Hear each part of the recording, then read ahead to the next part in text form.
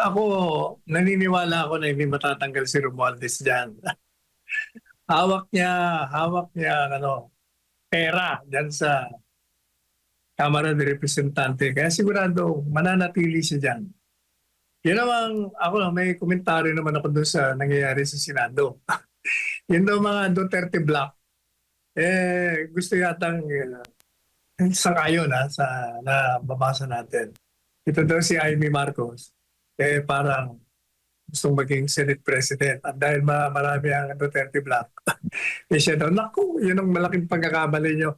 Dapat dyan, ang mga Senate President, pwede naman si Bongo pwede naman si Bato. Yan ang mga tunay na Duterte. Hindi mga balat kayo yan. Tsaka, bakit ba yung mga dati, yung mga gusto, bakit pa ang hihilig nyo, gusto nyo pang, dati na kayong galing dyan. Wala namang kayong pinakita na kagilagilalas na ginawa nyo. Bakit pa gusto nyo bumalik? Pagbigyan nyo na yung iba.